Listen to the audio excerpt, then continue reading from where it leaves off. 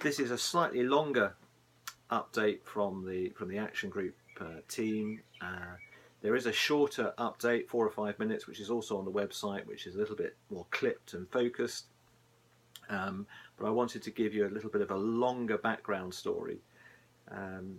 When Rachel and I were first flooded, like many of you, back in 2005, we weren't aware at all of any sort of campaign or public meetings. We were so consumed with this event, this bizarre event of seeing water in every direction, in your own house. It was surreal, wasn't it?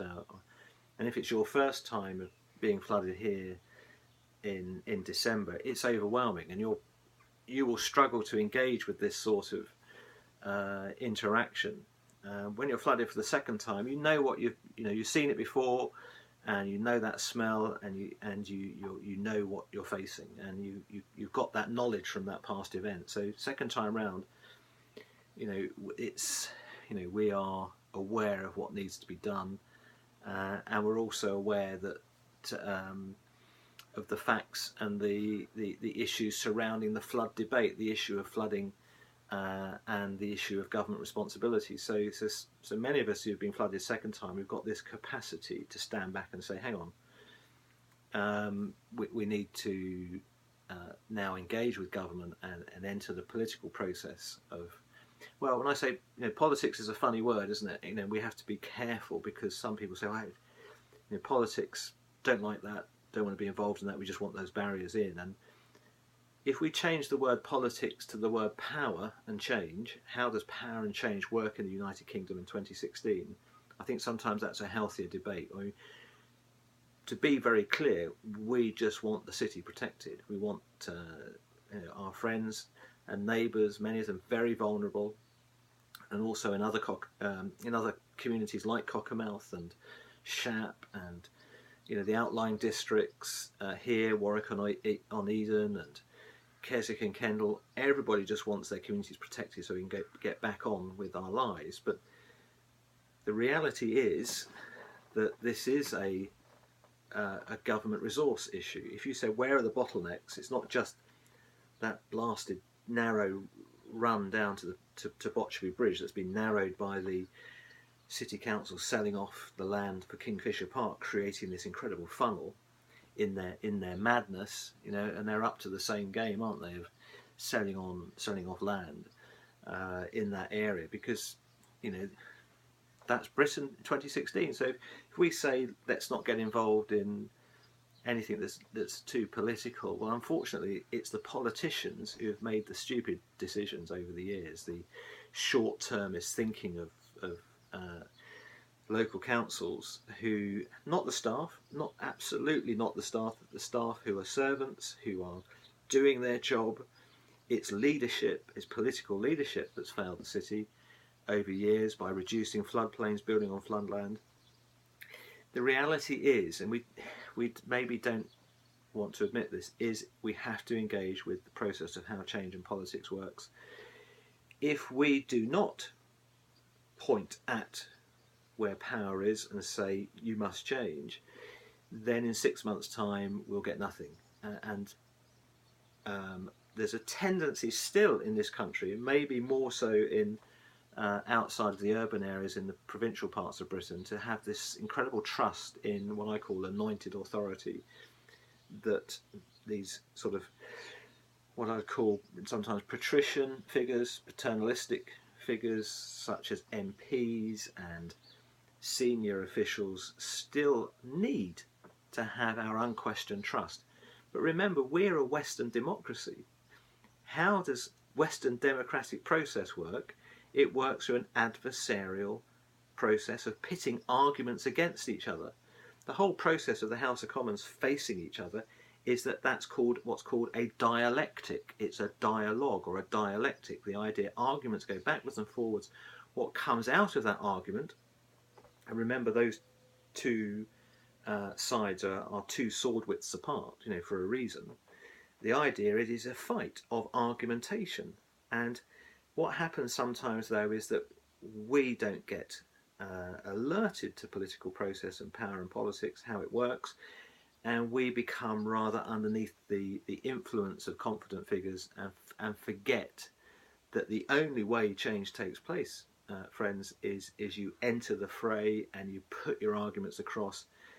But of course you have political figures who rather like having their fur stroked in the right direction, and are not averse to being held up as being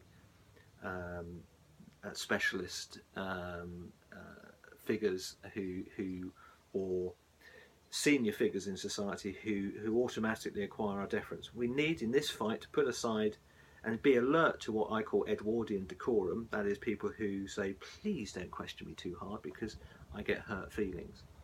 Or what I call parlour room politeness, where you say, let's engage in a very genteel debate about flooding because I don't want you to get too ferocious in your arguments. Well, the reality is the only way we'll get movement is if Downing Street knows that we're prepared to go down and face them nose to nose and exchange blows in argumentation.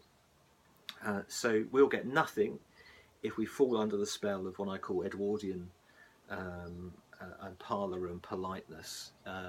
We have to put forceful arguments across, and we have to be prepared to take action afterwards. So that is important. And if you want to trust the Environment Agency, who have 24 areas of focus and who've had 14 years at least to address the maintenance of rivers, you want to trust them and believe that they're going to do the right thing for you, then it is a very boring reality that they will walk away from this area of focus, urban flood defence and upstream flood defence, the moment they're able to report back, and they will report back to the Minister Liz Truss and say, don't worry, Carlisle has accepted the proposals or the non-proposals that we put forward. So we must engage meaningfully in the way that Western bureaucratic process works, which is very slow change, but you have to enter the fray and you have to put your arguments across, and and we all have to do that. My arguments can only be supplemented and by yours, so that's just how it works. And if anybody is watching, the EA are watching and listening to this, which they say they are, then we know that you've let the city down, and no amount of telling us to put our plugs on the ceiling is going to buy off our protest. So we want to see the Environment Agency do what it hasn't done and put in proper project plans where we can see a delivery date, we can see the schedule, what's going to happen, why it's going to happen. Stop treating us, stop patronising us with ideas of reviews. You've got the resources. If you haven't got them, buy them in and lay out. What we want to see is proper project management. Businesses do it all the time, but the EA are hoping a big fog of confusion will not be cleared away, and we're not worried about the EA's sensibilities. We've got vulnerable people who are in abject misery and in terror and suffering the real degrading pressure of being elderly and having mental health issues. So there's absolutely no, if you're listening EA, there's no patience for any of your verbiage. We want to see clear plans laid out. It can go as long as 25 years, but this year, midterm, if you can't do it, then resign. That's what I'd say to you. If you're not up for the fight, resign. As far as I'm concerned, if the EA were running D-Day, on the first day of planning, they would have said, let's distribute Russian language books. Let's teach the British population how to speak Russian, because it's likely that we're going to lose, and therefore we might as well start learning Russian now. That's the mentality. These are not people who are aiming at victory. They're defeated before they get out of bed. So if they're not up for the fight, if they're not aiming at victory, then we would say step aside and put in place a new body, the Flood Protection Agency, and let's have some people who've got some fight. We're always a bit worried about people who over emotionalise the issue, but my mother and father didn't go to war against the Nazis for around 9 or 10 years. That was their contribution. My mother joined up at Carlisle Castle, by the way. They didn't fight the Nazis, and my father didn't go to the jungles of India with the idea he was going to lose. Okay, but you've got organisations and government figures now who are already defeated up here before they start the battle. Okay, and that's why I'm saying a flood protection agency would be very useful if it was informed by the ethos of military leadership.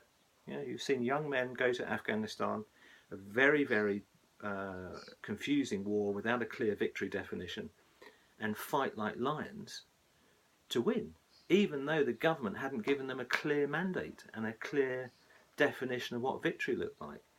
They were outstanding. The young men of Britain were utterly outstanding in Afghanistan in a messy, ugly war where the enemy didn't dress in a uniform but slipped in and out the shadows. Those young men went there to win.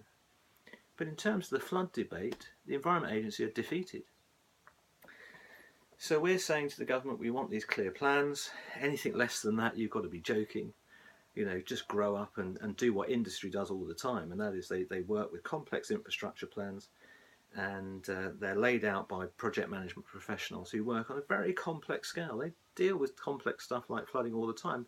But remember, this is a battle of narratives. The Environment Agency are under pressure because the government have not resourced them effectively, and they're doing 24 different things from boats to air to mussels and otters, and they're ecologists and environmentalists, and flooding is down the list of priorities. The chief exec will say, well, we're working 24/7 on flooding. It's our top priority. It's only their top priority because the government have put a gun to their head and said, you need to get onto this, but they will slip back to their old habits. The leopard hasn't changed its spots as far as we can tell.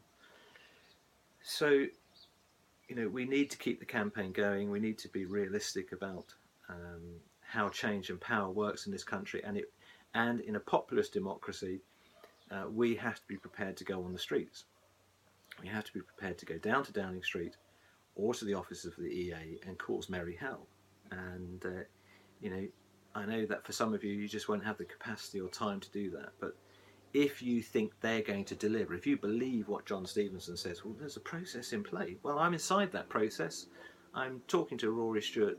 I've talked to Rory Stewart. I've sat in the meetings that he's running, and that is not an operational, professional process. It's monthly conversations, which are important. It's the right thing to do, but it should be next to a professional research process, and that's not in play. And that's because they're looking to hopefully buy time for themselves. So by now we could have some draft plans in place, but they're not there. So we are, as a community group, putting across your arguments, saying we want to see immediate actions.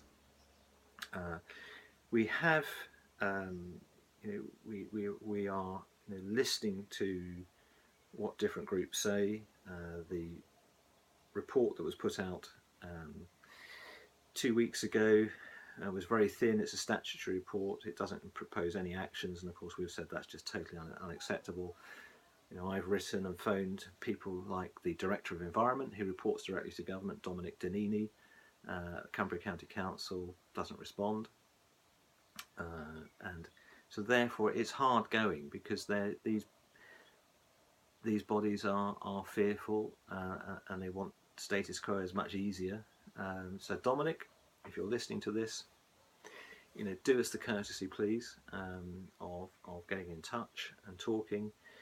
Nobody said it was going to be easy, did they? This is political processes. This is how it works in Britain, is that you've got very stale, functional processes, and when things like flood events occur, to get government to move, for the people to assert their agenda, it is a war of attrition. It is about keeping on, and so we're saying, let's look at setting up a Cumbria River Catchments Authority. We can see the EA does not have the strategic or the managerial focus to lean on the flood issue and bring change over the years to come.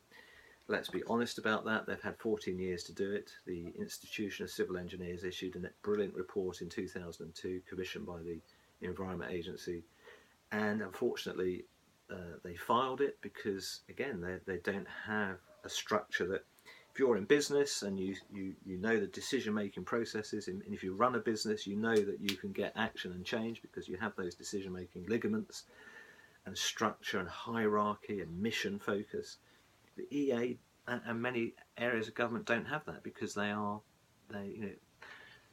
the truth is many aspects of British government process have decayed, and they lack leadership, and politicians have messed with those structures over years, because if you're only in for 4 to 5 years, you don't look at the long term. Business is frequently saying, how do we survive over the long term?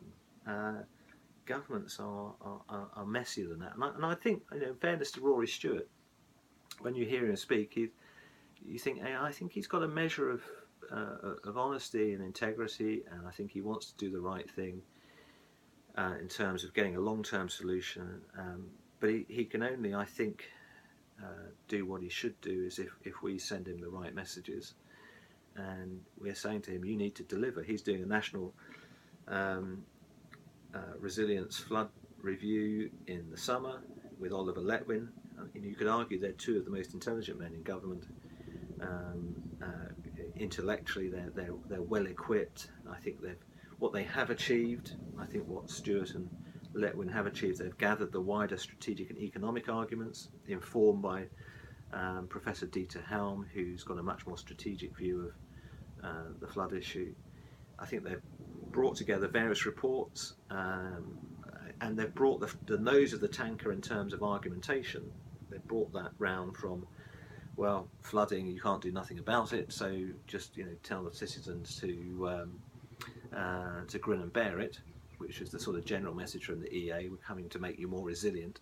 I think they've brought the nose of the tanker of argumentation to government and said, actually, there needs to be a much more strategic view, but everything hinges really on that summer report. Will it be a set of action plans that they'll file, Sir Humphrey style? They'll just say thank you very much, and we'll just put that on the shelf over here. And Letwin himself referred to previous action plans as not garnering real action. I think that's more. I don't think that's unfair. I think he's more or less said that action plans get produced and they have their place. Well, we want to see those action plans obviously turn into project plans with transparent deliverables. So a lot will rest on that summer proposal. If it doesn't restructure and refocus the Environment Agency, it will be unbelievable because they don't have the structure currently to deliver. So we're saying a new authority, Cumbria-based, learning the lessons from Somerset. It raises £7.5 million. It means we get some control over our catchments. We put in a chief exec. We put the real quality people in, leaders in on the ground, who will keep on focusing on defending the city day in, day out. Not have the Environment Agency, who are based around the country, turning their attention to Carlisle for a little while.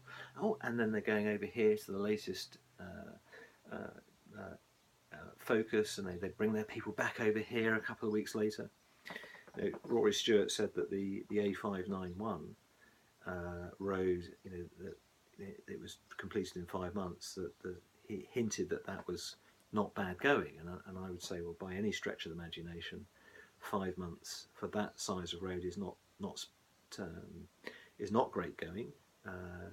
We can understand why they had to take time, but of course it relates also to resources. If you put a certain amount of resource on, you'll get this speed, and of course Cumbria is well down the queue in resources, and that's because it's easy to buy off the provinces. If you're in East Anglia and you're in the southwest and you're in the deep northwest, outside of the metropolitan areas, Westminster will take us for a ride, because their focus is on core cities, it's on northern powerhouse notions, it's on London.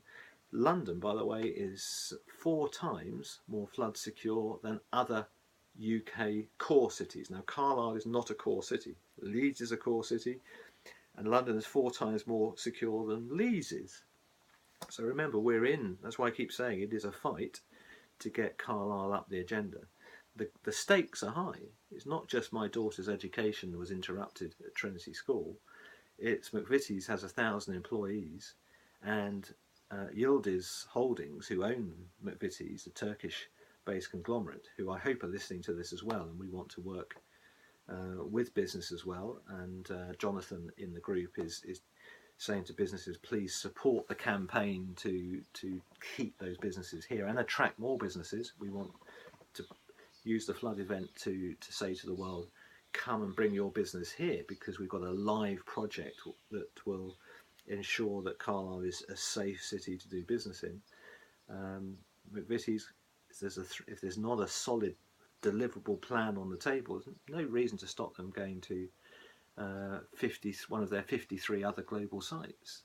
That's why we're saying to the government, where is this transparent, on-the-ground plan that says we can show that to businesses, come and do business here, because look, here is a project which says this is going to happen and this is going to happen.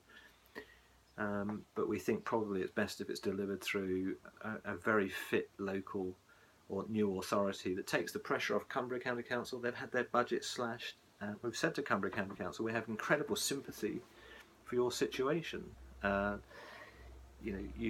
only so much you can do, and they don't have the specialists in flood in flood building, flood performance barriers. That's not their strength.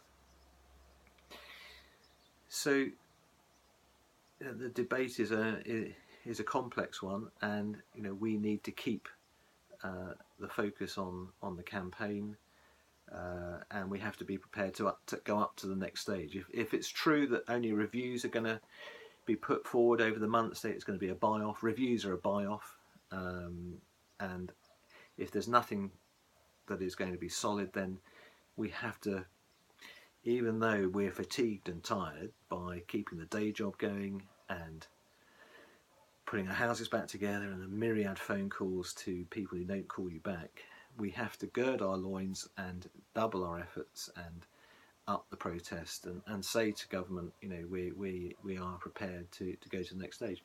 Now you might say, well, we'd still need to be, particularly if you've just flooded for the first time, we need to be careful. Well, if it floods again this autumn, if it happens again, if we've just got back into our homes as a community and it happens again, then I don't like to think what will happen as a result of that. Now, for me, the government have a contract. Adam Smith talks about this, the great Enlightenment thinker, the Scottish Enlightenment thinker, who talks about how capitalism worked, and that talks about how the social contract works. We pay our taxes, we're free to sell our goods and undertake commerce as a social contract. We pay our taxes, and the government's first duty is to protect its citizens. Now, the government should realise it's failed in its duty, and the EA has specifically, as a weak institution, has failed to have clear taken responsibility. And in a sense, the EA is saying, well, it's going to happen again, so just suck it up. Now, that's an iniquitous message, and that bankrupts them, and hence that there needs to be serious talk about putting an authority in place that takes over the leadership of that role. But I think that there will be civil disobedience in the city, and we've seen it already. We've seen the Botcherby Bridge have graffiti on it because good people have the moral right, really, to take appropriate action. If the social contract is broken, to get the good to happen, see what's above the law is the good. We want to obey the law, but the law only works when there is real trust in government. There's a contract which is reciprocal, and so the government needs to be absolutely aware that the city cannot take another flood event in the short term. So therefore, it's got to get off its backside and get going. So I just thought I'd just talk you through in a sort of more discursive and more conversational way. Now, my perspective is not the only perspective, and you must continue to write in. We must stay united. I realise we'll have different ways of approaching this. but most of all, as a community, we must remain together. And if you think things should go in a new direction, then get in touch. But we must remain united, constructive. We will have bad days, and we will moan and bitch at each other and wish things were different. But I think we've got to stand together as a community. And the fruit of this is that this will be great for Carlisle in the long term. If we stick together, we fight a good campaign, we fight a good war, and we fight harder than the rest, then we can look back and say that to our children and say, yeah, we acquitted ourselves well. Climate change is our battle. And in effect, when we rise up and we speak to government with force, it empowers them. Now, they don't like it. Sometimes the Environment Agency say to me, oh, you've been a little bit, personal, Stephen. Or some people will say, well, we don't want you to be too direct towards politicians. And I thought about that. We need to be careful. We need to be smart. We mustn't alienate people, and we must work with them. But politicians and government figures for whom it's their day job, right? This isn't our day job, is it? We're fighting from back in the trenches because we have to go to work all day, and we're cream crackered by the end of the day, and we're peddling hard to push a campaign forward. They must not hide behind what I call parlour and politeness. You've got a government system here which is adversarial, and then politicians and leaders come out to the provinces and say, well, I don't like what you're saying. And I say to the Environment Agency, never, ever, ever mention your sensibilities and the fragility of your sensibilities when I've got 90-year-old elderly vulnerable people flooded for the second time who are in abject misery. Okay, if you're not happy with being challenged, then step aside altogether. So you've got this bizarre sort of what I call Edwardian mood amongst some leaders who are saying, don't push too hard, don't challenge us.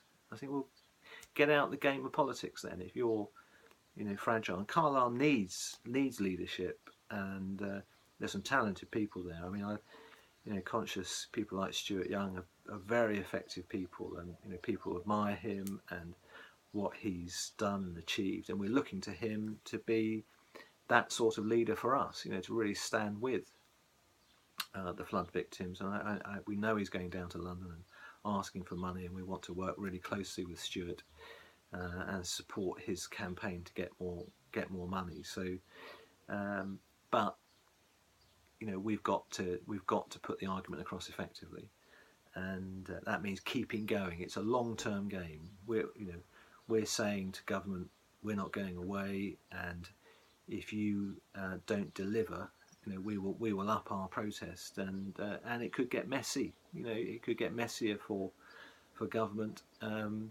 because you're talking about 10% of the city homeless, and they need a voice, and they need action, and they need to know they can come back to their homes. And even if the final solution is not in play next year, but it's coming, and here is the plan. It's on a wall, it's on a chart, or it's online.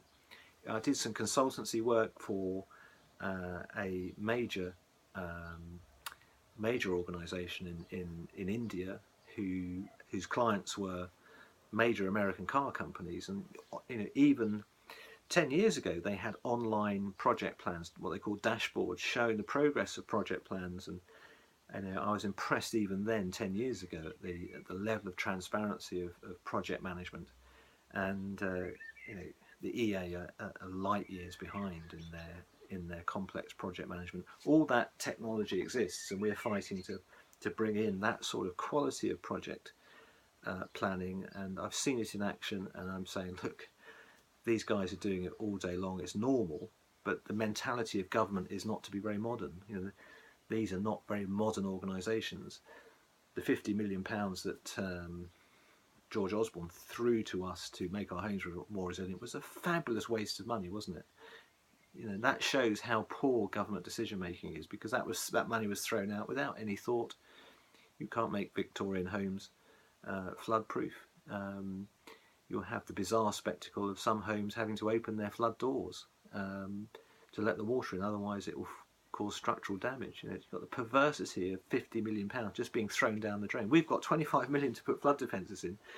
If we'd had that 50 million that's going to go to complete waste, that was a buy-off, you see. You know, if you're saying it's not a political issue, say, Stephen, you need to be a little bit drier and more, a little bit more less contested, or less, you know, don't get so into a dispute with political power, then look at that 50 million that was a fabulous, wicked, profligate waste of money because nobody had done any thinking. Now that's government, you see, that's government 2016, because there's no budget system that builds like a business builds the budget up, so what do we actually need in terms of defending Carlisle.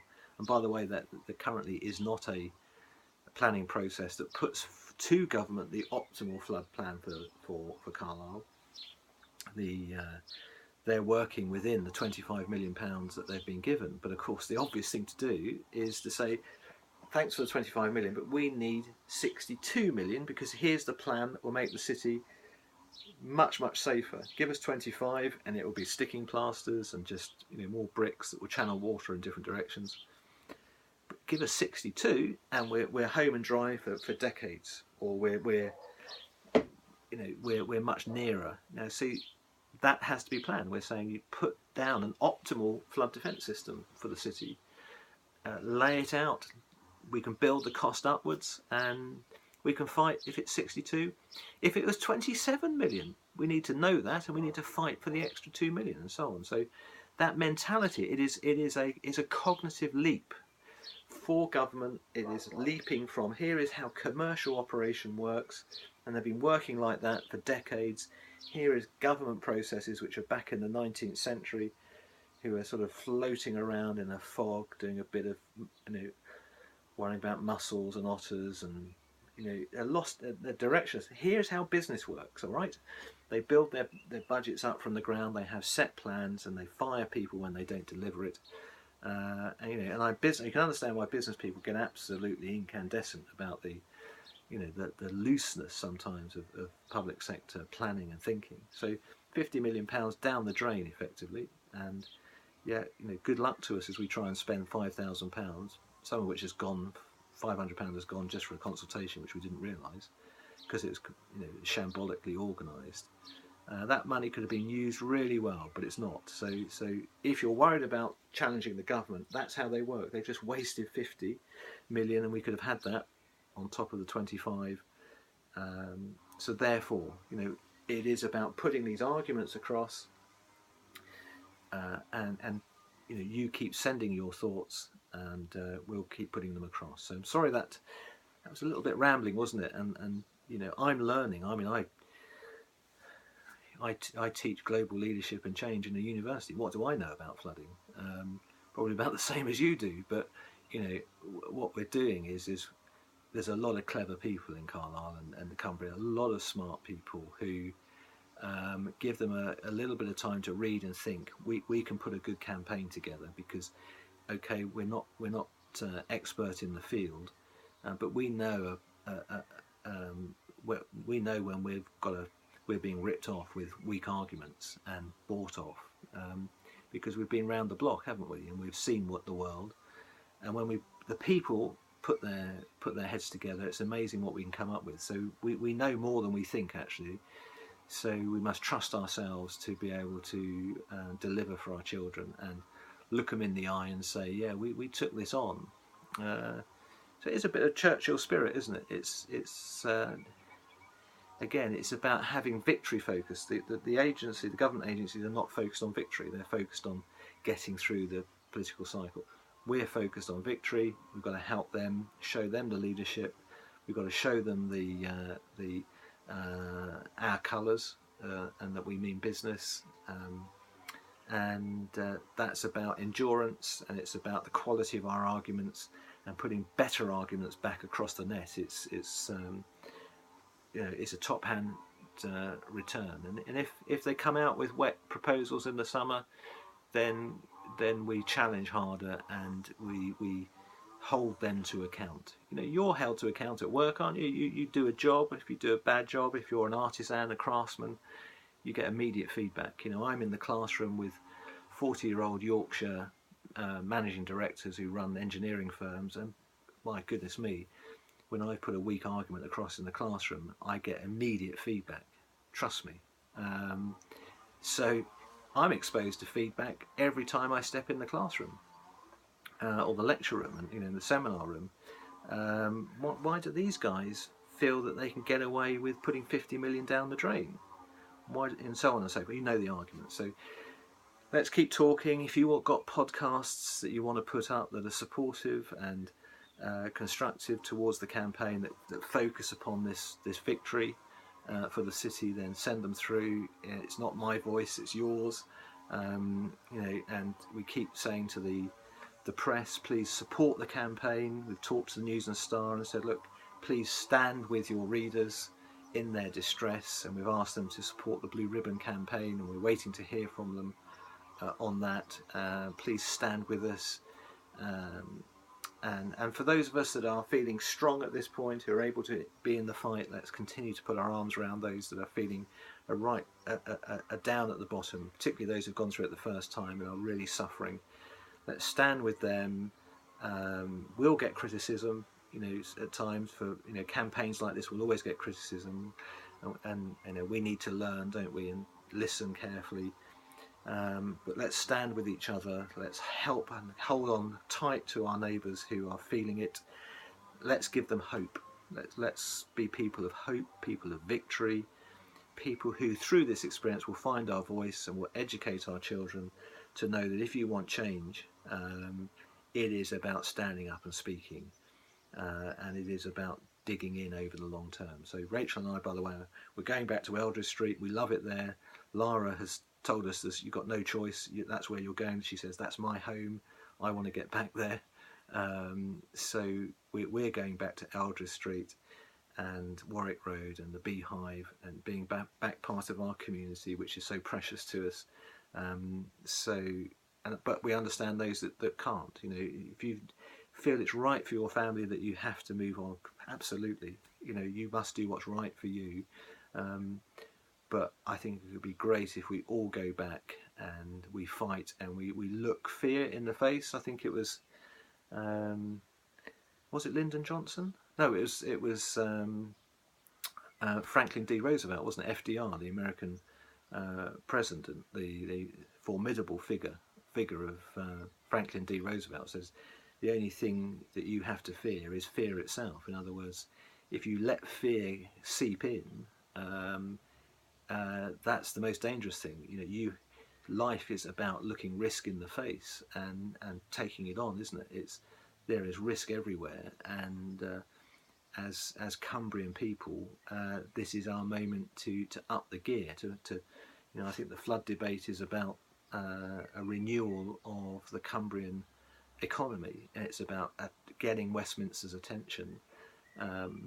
So this is about for me, it's about going back home, looking all the issues in the face and say, come on, come on Westminster, you want to fight, you clearly want to fight, let's take it to them. So it has to be that spirit, and that can renew us, and that can renew Carlisle, and it can renew Cumbria. That's not romantic, that's how change has worked. If you look through all of history, British history, how did change actually take place? Was it romantic idealism?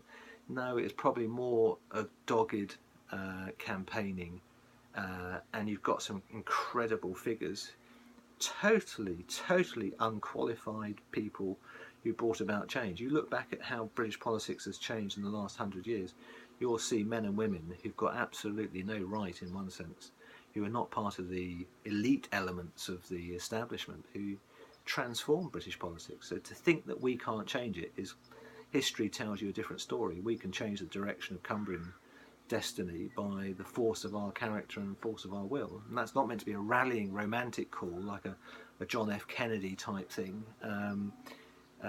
It's much more of a sort of, you could call it a Bismarck approach, realpolitik. It's about what works. If that works, we do it. And that's something we can discuss in time. If you want to come back to me and talk about politics and change, and you're somebody who knows how it works, then that's great. We can learn from you. So I just wanted to walk and talk you through. Maybe there's something you'll listen to late at night. You might drift off to profound sleep, and by hearing the soporific tones. But it's not about my voice, it's about yours. And you want to send in your podcasts and letters, we'll publish them. We've got your stories up on the website. Diane, who frankly is brilliant, who's put together a great website. You want to put your stories and the arguments out on podcasts, then brilliant, send them in. But the campaign is live, it's hot, more meetings will follow, and we will win, friends. Absolutely, we will win this, because we won't let anything else happen. So keep in touch, and speak to you soon.